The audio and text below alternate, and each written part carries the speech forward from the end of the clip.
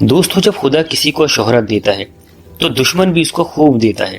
اب اس سے فرق نہیں پڑتا کہ شہرت پانے والا حق کے راستے پر ہے یا اس کا اپوز کرنے والا۔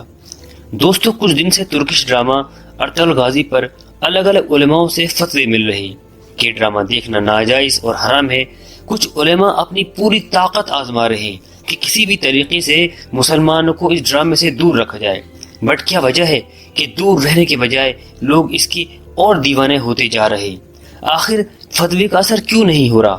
آخر کیا وجہ ہے کہ ان علماء کی تحریر میں اب وہ تاثیر نہیں ہے؟ دوستو جہاں علماء کا مرتبہ اتنا بلند ہے کہ ان کو نبی کا وارث بتایا گیا ہے، تو وہیں ان کو اس ذمہ داریوں سے بھی نوازا گیا ہے جس کا کوئی ثانی نہیں۔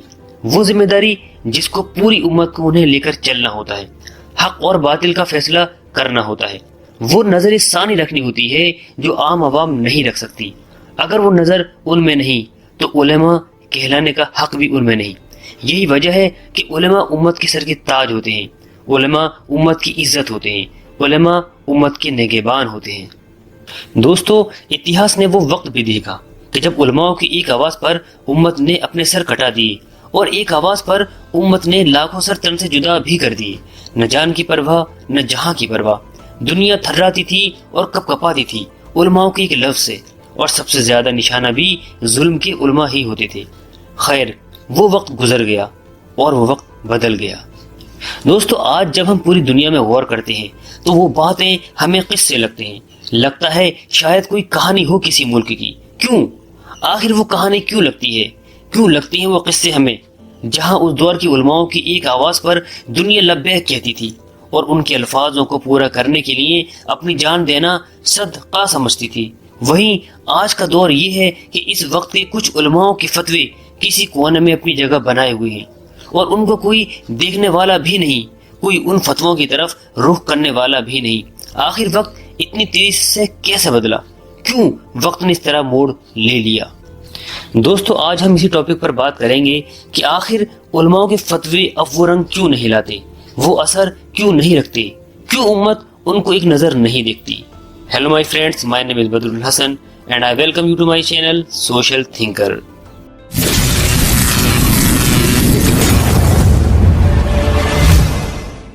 دوستو کہتے ہیں یقین ایک دن میں نہیں بنتا، اسی طرح یقین ایک دن میں بھی نہیں ٹوٹتا۔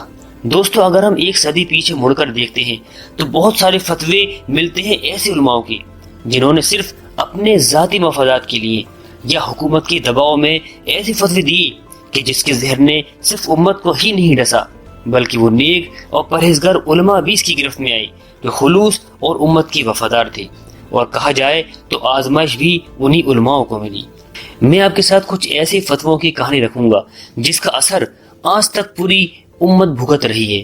یہی وجہ رہی کہ یہ قوم اب کچھ علماء کو زیادہ اہمیت نہیں دیتی۔ دوستو سلطنت عثمانیہ جب عروج پر تھی تو وہ ہر لحاظ سے عروج پر تھی، چاہے وہ ٹیکنالوجی سائنس کی ہو یا ویپنز یعنی ہتھیار سے ریلیٹڈ ہو یا مذہبی، ہر طرح سے عروج پر فائز تھی۔ مگر اسی دور میں یورپ کنٹری میں ایک شخص نے پرنٹنگ پریس انوینٹ کیا۔ جب اس کا ذکر سلطنت عثمانیہ کی سرحدوں میں ہونے لگا تو مسلمانوں نے سوچا کہ کیوں نہ اس پرنٹنگ پریس سے فائدہ اٹھایا جائے، کیوں نہ اس کا استعمال کر کے ہم اپنی کتابوں کو ایک نئی شکل دی جائے۔ لیکن یہ نہ ہو سکا کیونکہ وہاں بیچ میں ایک دیوار تھی فتوے کی، اور وہی فتویٰ آیا کہ یہ ایجاد انگریزوں کی ہے، لہٰذا پرنٹنگ پریس حرام اور اس کا استعمال کرنا سخت گناہ ہے۔ اور پھر اس کا رزلٹ بھی یہی نکلا کہ جہاں یورپ مسلمانوں سے بہت نیچے اور بہت پیچھے تھے، اب ان میں کتابوں کی چھپائی آسان ہو گئی۔ ہر انسان اپنی کتاب کو پرنٹنگ پریس کی مدد سے چھپوا کر ملک میں تقسیم کرتا، اور دیکھتے ہی دیکھتے یورپ ایک نئی ترقی کو چھونے لگا۔ خیر اس فتوے کے پیچھے کیا وجہ تھی؟ حکومتی دباؤ یا ذاتی مفادات؟ یہ تو ان علماء کی نیت ہی بہتر جانتی ہے اور خدا بھی اس پر ہی فیصلہ کرے گا۔ لیکن آج ہم غور کریں، کیا مسلمانوں نے وہ پرنٹنگ پریس جو انگریزوں کی ایجاد تھی، کیا بعد میں اس کا استعمال نہیں کیا؟ کیا اس سے فائدہ نہیں اٹھایا؟ لیکن افسوس وقت ضائع ہونے کے بعد۔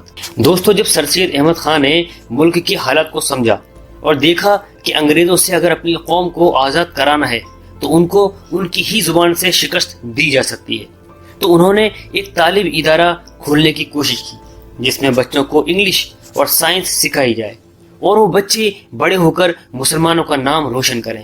لیکن کیا اس دور میں ان پر کچھ علماؤں نے کفر کے فتوے نہیں لگائے کہ تم قوم کو کافروں کی زبان سکھانا چاہتے ہو جو ہم پر حکمرانی کرتے ہیں، اور یہ انگلش انگریزوں کی زبان ہے اور اس کا سیکھنا اور اس کا بولنا سب حرام؟ پر سر سید احمد خان نے اپنی کوششوں میں لگے رہے۔ لیکن آج ہم دیکھیں تو کیا ہم سب انگلش نہیں بولتے؟ کیا ہم سب انگلش بولنے کی کوشش نہیں کرتے؟ لیکن افسوس وقت ضائع کرنے کے بعد۔ دوستو، جب جنگ بدر میں کافر قیدی بن کر مسلمانوں کے قبضے میں آئی تو کیا حضور نے کافروں سے یہ نہیں کہا تھا کہ اگر تم پڑھے لکھی ہو تو 10 مسلمانوں کو پڑھا دو، تم آزاد ہو جاؤ گے؟ تو اس وقت کافروں نے مسلمانوں کو کیا پڑھایا ہوگا؟ کیا دین پڑھایا تھا یا ان کو علم پڑھایا تھا؟ نہیں، جو وہ جانتے تھے انہوں نے وہی پڑھایا۔ تو کہ اس سے یہ ظاہر نہیں ہوتا کہ علم اگر کافر سے بھی سیکھنا پڑے تو سیکھو، اور علم کوئی سا بھی ہو، چاہے دین کا یا دنیا کا، وہ علم ہی ہے، کیونکہ کافر کے پاس جو علم ہے آخر وہ بھی خدا کا دیا ہوا ہی علم ہے۔ دوستو، کچھ علماؤں نے عورتوں کی جو تصویر پیش کی ہے، کیا وہ ظلم نہیں ہے؟ آج 80% مسلمان عوام اپنی لڑکیوں کو پڑھنے سے روکتے ہیں اور ان کو صرف کچن کی میڈ سمجھتے ہیں۔ کہ یہ مسلمان قوم پر ظلم نہیں؟ کیا ہم بھول نہیں گئے کہ صحابہ کو سب سے زیادہ علم دینے والی ہماری ماں حضرت عائشہ صدیق رضی اللہ تعالی عنہ تھی؟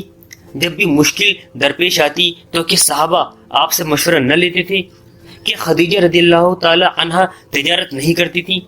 کتنی ہی جنگوں میں صحابہ عورتوں نے کیا کندھے سے کندھا ملا کر جنگ میں شرکت نہ کی؟ آج مسلم قوم کا جو ذہن ہے کہ لڑکیاں صرف گھر کے کام کاج کے لیے پیدا کی گئی ہیں، اس ذہن کو پیدا کرنے والے کون تھے اور اس سوچ کو بڑھاوا دینے والے کون؟ یہ تو آپ سب بہتر جانتے ہیں۔ پوری قوم غیرت کی بات کرتی ہے کہ عورتیں پردے میں رہنی چاہیے، اس لیے ان کا باہر نکلنا ضروری نہیں۔ ٹھیک ہے، جب پوری عمر لڑکی کو پردے کے ساتھ رکھنا چاہتے ہو تو ڈیلیوری کے ٹائم غیر مرد کے سامنے اکیلا، وہ بھی نیکڈ، کیوں چھوڑ دیتے ہیں؟ ہم اس وقت ہماری غیرت کہاں جاتی ہے؟ پھر وہ مجبوری بن جاتی ہے، کیونکہ ایسے ہاسپٹل ہی نہیں جہاں صرف لڑکیاں ہی ڈیلیوری کریں، اب تو ڈیلیوری بھی میل نرس ہی کرتے ہیں۔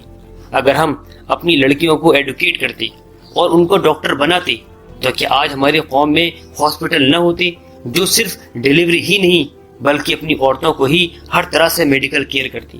دوستو، آج کچھ علماءوں نے امت کو 2 حصوں میں تقسیم کر دیا ہے، ایک دنیاوی امت اور دوسری دینی امت۔ اکثر آپ کو یہ سننے کو مل جائے گا یا کبھی نہ کبھی مل ہی گیا ہوگا کہ دنیا میں کچھ نہیں رکھا، دنیا تو فانی ہے، ایک دن مرنا ہے۔ دین میں آ جاؤ، دنیاوی علم میں بھی کچھ نہیں رکھا۔ دوستو، کیا ہمارے آقا نے نہیں فرمایا کہ اگر تم حلال روزی کماتے ہو اور اس سے اپنے بچوں کی پرورش کرتے ہو اور نمازیں قائم کرتے ہو تو تم خدا کی نظر میں اس شخص سے بہتر ہو جو صرف رات دن عبادتیں کرتا ہے؟ دوستو، حقیقت میں آج پورے مہینے علماء یہ نصیحت کرتے کرتے تھک جاتے ہیں کہ دنیا میں کچھ نہیں ہے، دنیا سے باہر نکل کر آؤ، اور جب مہینے کی آخری تاریخ آتی ہے تو وہی علماء، ڈاکٹر اور بزنس مین کو نہیں ڈھونڈتے کہ مدرسے کے خرچے کے لیے اگر کچھ تعاون ہو جائے تو اللہ جزا دے گا؟ دوستو، اگر ہر علماء ان باتوں پر زور دیتے اور امت کو اس طرح دنیا اور دین کا علم سمجھاتے کہ تم جس فیلڈ میں بھی جانا چاہتے ہو شوق سے جاؤ اور اس فیلڈ کی ماہر بن کر دکھاؤ۔ ڈاکٹر بننا چاہتے ہو، ماہر ڈاکٹر بنو۔ انجینئر بننا چاہتے ہو، پرفیکٹ انجینئر بنو۔ سی اے بننا چاہتے ہو، ایکسپرٹ سی اے بنو۔ بزنس مین بننا چاہتے ہو، کر دو اپنے بزنس کو ایکسپلور پوری دنیا میں۔ لوئر بننا چاہتے ہو، ایسی لوئر بنو کہ پورے کورٹ میں تم جیسے وکیل نہ ہو۔ جس میدان میں بھی جانا چاہتے ہو شوق سے جاؤ، ہم تمہارے ساتھ ہیں۔ بس ایک کام کرنا، اس کام کو ہمیشہ سچ کے ساتھ کرنا اور مظلوموں کی ہمیشہ مدد کرنا۔ اس طرح تمہاری دنیا ہی تمہارا دین بن جائے گی۔ جب تم ڈاکٹر بنو گے تو تم خدا کی مخلوق کی مدد کر رہے ہوگے، تو وہی تمہارا دین ہوگی۔ جب تم ایک سچے انجینئر ہوگے تو تم خدا کی دنیا کو خوبصورت بنا رہے ہوگے۔ جب تم ایک سچی لوئر بنو گے تو اس رب العزت کی زمین پر انصاف پھیلا رہے ہوگے۔ جب تم ایک بہتر سی ہوگے تو لوگوں کو چیٹ کرنے سے روک رہے ہوگے۔ جب تم ایک ایماندار بزنس مین ہوگے تو لوگ تمہاری ایمانداری سے فائدہ اٹھا رہے ہوں گے۔ تو یہ تمہاری دنیا ہی حقیقت میں تمہارا اصل دین بن جائے گی، اور تم زمین پر اس انسان سے بہتر ہوگے جو صرف رات دن عبادت ہی کرتا ہے۔ مگر افسوس، اس امت کے پاس ایسے مخلص اور وفادار علماء اب کم ہی بچے ہیں۔ خیر، اب بات کرتے ہیں اس ٹاپک پر جس مقصد کے لیے یہ ویڈیو بنائی ہے۔ دوستو، جس شدت سے ارطغرل ڈرامہ سیریز پر علماء سے فتوے مانگے جا رہے ہیں، شاید ہی کسی نے نماز، روزے اور اپنی زندگی سے جڑے مسئلے مسائل پر فتوے مانگے ہوں۔ میں حیران ہوں دوستو کہ وہ قوم جس کی 80% عوام سونے سے پہلے یوٹیوب اور ٹک ٹاک چلانا فرض سمجھتی تھی اور ہفتے میں 2-4 ہالی ووڈ اور بالی ووڈ موویز دیکھنا واجب سمجھتی تھی، تب اس کو یہ خیال کیوں نہیں آیا کہ کیا سب دیکھنا جائز ہے؟ اس وقت تو اپنے ماں باپ سے بھی پوچھنا اس کو گوارا نہ تھا۔ وہی ہمارے کچھ علماء نے فتوے دیتے وقت بھی سوال کرنے والے سے پوچھنے کی زحمت نہ کی کہ کیا تم نے آج تک کوئی ڈرامہ یا سیریز نہیں دیکھی جو آج دیکھنے سے پہلے فتویٰ لینا چاہ رہے ہو؟ اور اگر دیکھتی تھی تو تب فتویٰ کیوں نہیں مانگا؟ جب ان دونوں باتوں پر غور کریں گے ہم تو مطلب صاف ہو جاتا ہے کہ اس کا اصل مقصد صرف اور صرف ڈرامہ ارطغرل سے ہی ہے اور کسی سے نہیں۔ پوچھنے والا صرف یہ پوچھنا چاہتا ہے کہ صرف ارطغرل ڈرامہ ہی دیکھنا حرام ہے اور ناجائز، اور باقی سب جائز۔ دوستو، جہاں شاعروں نے اپنی شاعری میں اپنے محبوب کے نقش کو خدا سے بڑھ کر دکھایا ہو اور وہ نقش قوم کے ذہن میں ایسا نقش ہوا ہو کہ قوم میں محبوب سے بڑھ کر کچھ نہ ہو، وہیں اس ڈرامہ سیریز میں محبوب اپنے محبوب سے یہ کہتا دکھ رہا ہو کہ خدا سے محبت کے بعد میں نے تمہاری روح سے محبت کی ہے، تو کیا اثر پڑتا ہوگا قوم پر کہ واقعی پہلی محبت ہماری اپنے رب سے ہی ہونی چاہیے۔ دوستو، جہاں علماء قوم کو کہتے کہتے تھک گئی کہ لڑکیاں ہماری عزت ہوتی ہیں، وہیں ڈرامے اور موویز لڑکیوں کی عزت اتارتے اتارتے جہاں نہیں تھک رہے ہوں، وہیں اس ڈرامہ ارطغرل غازی میں جہاں ایک لڑکا لڑکی کی عزت بچانے کی خاطر اپنی جان اور قبیلہ دونوں داؤں پر لگا کر یہ دکھا رہا ہو کہ واقعی لڑکی کی عزت بچانا ہر مسلمان پر اپنی جان اور مال بچانے سے زیادہ فرض ہے۔ دوستو، ہم سب جانتے ہیں خدا کے یہاں فیصلے نیت پر ہوتے ہیں۔ کچھ علماء یہ کیوں نہیں سمجھتے کہ جہاں ہماری قوم ہالی ووڈ موویز اور گیم آف تھرون جیسے ڈرامہ دیکھ کر اپنے اندر فحاشی، شدت پسندی، خود پرستی اور دین سے دوری کا شکار ہو رہی تھی، وہیں ڈرامہ ارطغرل جیسے سیریل دیکھ کر اگر اس کے اندر ایمانی جذبہ اگر بیدار ہو رہا ہے تو کیا یہ قوم کے لیے بہتر نہیں ہے؟ میں مانتا ہوں اس تاریخ پر کتابیں بہت ہیں اور ناول بھی بے شمار، مگر جب قوم کتابیں پڑھنا ہی نہیں چاہتی اور کتابوں کو خریدنا ہی نہیں چاہتی تو کون زبردستی کر سکتا ہے؟ قوم تو زمانے کے ساتھ ہی چلنا چاہتی ہے، وہ تو یوٹیوب اور نیٹ فلکس دیکھ کر ہی رہے گی، چاہے کتنے ہی فتوے تم کیوں نہ لا دو۔ اور اس دور میں جہاں یوٹیوب اور نیٹ فلکس پر فحاشی مووی اور ڈراموں کی لمبی قطار ہو، وہیں اس کو ڈرامہ ارطغرل غازی دیکھنا اگر نصیب ہو رہا ہے تو ہمیں شکر ادا کرنا چاہیے ترکی کے صدر رجب طیب اردوغان کا کہ اس نے زمانے کے ساتھ چلتے ہوئے مسلم نوجوان قوم کو فحاشی اور عیاشی کی طرف جانے سے روکا اور ہمیں ایک راستہ دکھایا کہ اگر تم یوٹیوب اور نیٹ فلکس پر ڈرامہ ہی دیکھنا چاہتے ہو تو تمہارے پاس ایک ہی راستہ بھی ہے جہاں تم اپنے دین کی بھی حفاظت کر سکتے ہو۔ میں مانتا ہوں میوزک حرام ہے اور ڈرامہ دیکھنا ناجائز، لیکن میں یہ نہیں ماننا چاہتا کہ فتوی کا اسپیشل پیکیج صرف اور صرف ڈرامہ ارطغرل کے لیے ہی ہو۔ دوستو، آخر میں یہی کہوں گا کہ اب بھی کچھ علماء باقی ہیں جو قوم کی عزت بچائے ہوئے ہیں اور انہی کی وجہ سے قوم کے سر بلند ہیں، مگر ہمیں افسوس کے ساتھ کہنا پڑتا ہے کہ ان کی تعداد بہت کم ہے۔ اللہ ایسی علماء کا سایہ ہم پر دراز کرے۔ دوستو، یہ تھی کچھ باتیں جو میری اپنی تحقیق کی ہیں، ہو سکتا ہے آپ کی رائے سے مختلف ہو۔ اگر آپ میری رائے سے اتفاق نہیں رکھتے تو کمنٹ میں اپنی رائے کا اظہار ضرور کریں، میں آپ کے کمنٹ کا رپلائی ضرور دوں گا۔